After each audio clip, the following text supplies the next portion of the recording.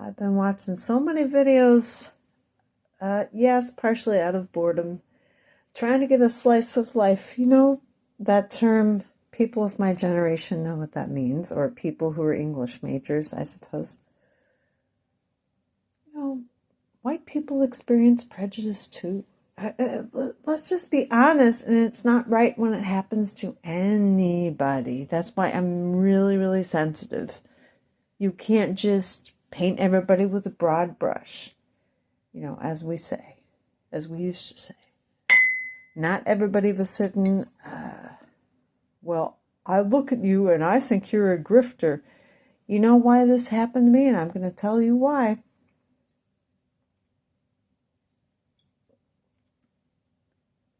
Because this is going to go very deep. This is going to be a deep dive. Are you prepared? And I'm speaking slowly, so you should be able to understand me. Because these people that talk really fast, I don't know how they talk so fast. I can understand them, but I don't know how they talk so fast because I cannot do it. I'm not the Federal Express guy. It's, I'm going to be level serious with you.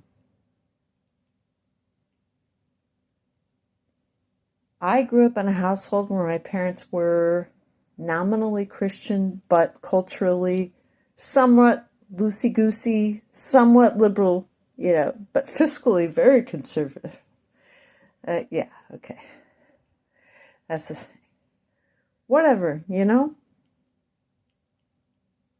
I don't know if that's a red flag or not. I don't know if that kind of explains it. You can justify doing these immoral things, but I'm fiscally conservative. Ouch! Yeah.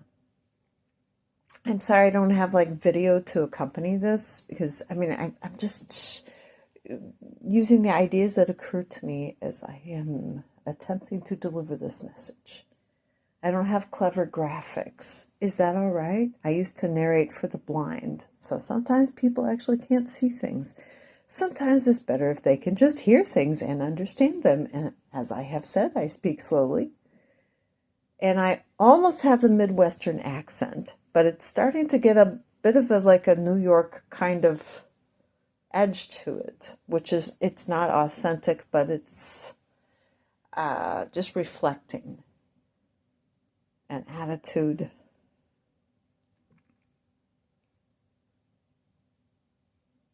Well, if everybody talked like this, everybody in Minnesota, look how that's working out for the Minnesotans to talk the way they talk, And I'm not talking about the Somali Minnesotans. I'm talking about Minnesota. You don't say anything. You're one step below a Canadian. It's like, I guess they're kind of very, I don't know what to say.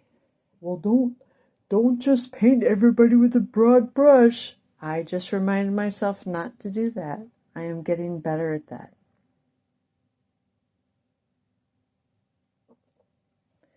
I have to tell you my white experience. My parents were upper middle class, but they didn't necessarily go to the School of Common Sense.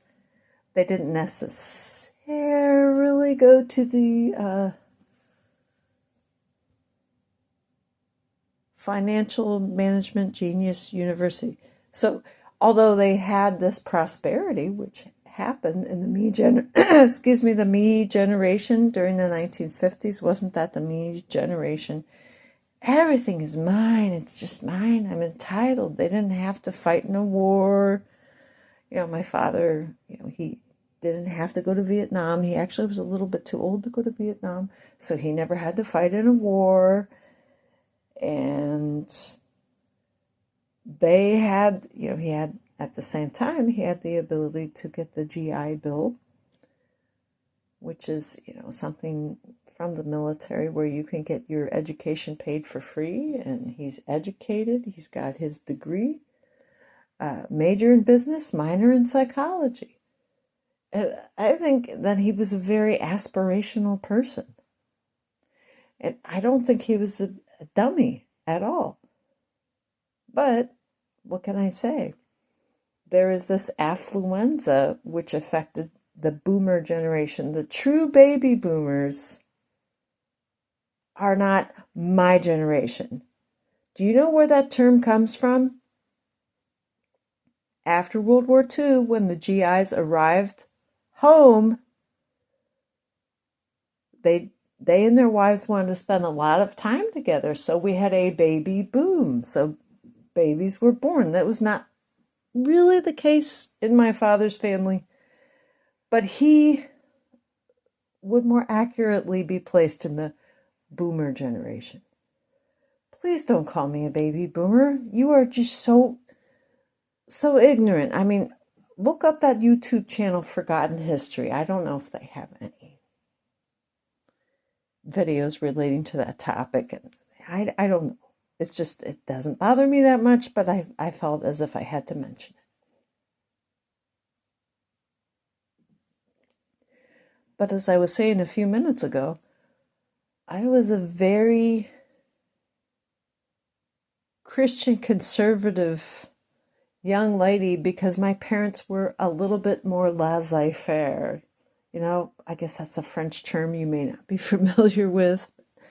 Lackadaisical. You know. And I was like, no, this is wrong. You know, you guys, you're wrong. You're wrong. It's wrong for you to believe in. It's okay to make racist jokes. It's wrong to give, you know, to watch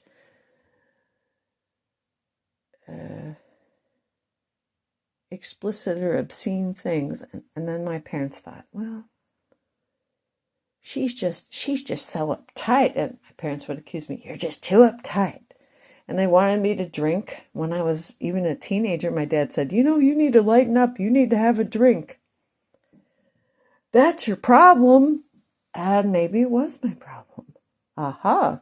But again, that's that boomer generation with the cigarette in one hand and the martini in the other hand. So, of course, they think you're a complete weirdo. Talk about alienation.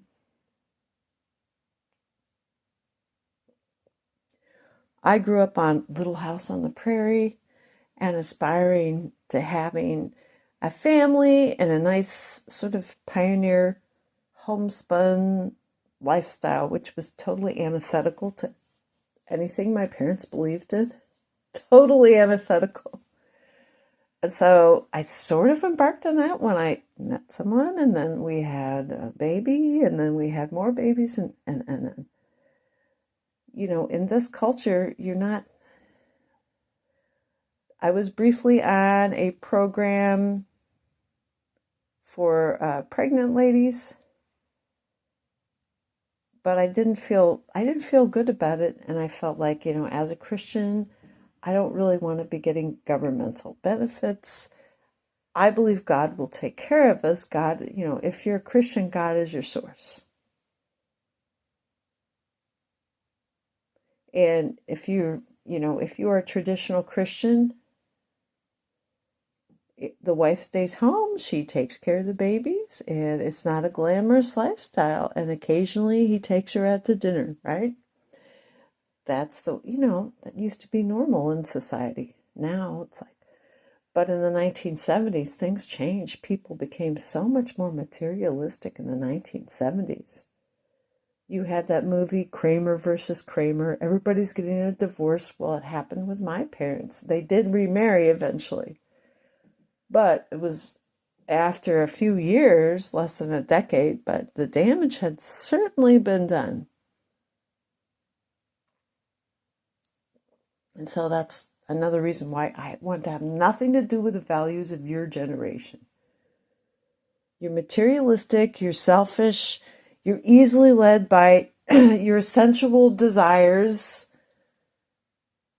to do something like this, to destroy a family because you wanted to have an affair, but that wasn't the only reason a person would have an affair, because, of course, they're emotionally neglected and there are problems in the marriage. So please, I'm not judging.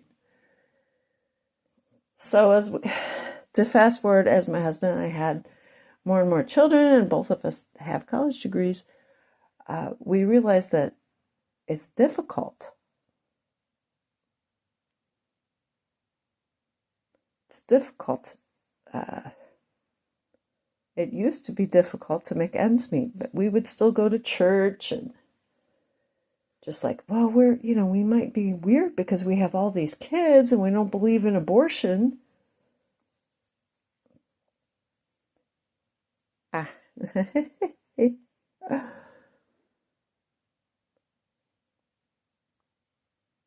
We don't believe in abortion, so we have all these kids, and birth control was making me ill anyway. It really was. It was affecting my health. Well, we're going to have these kids, and people are going to start looking at us like, oh, they're just poor white trash, you know? And, when you don't have the expensive car, when you don't have the right, whatever, clothing, demeanor, and you're white, and I'm sorry, but it's hard to have, I can have empathy for somebody that's experienced something similar who is of another race, but I can't claim that I know exactly what you went through because I only know what I went through. At the end of the day, the reason why I have empathy is because I know something similar happened to me.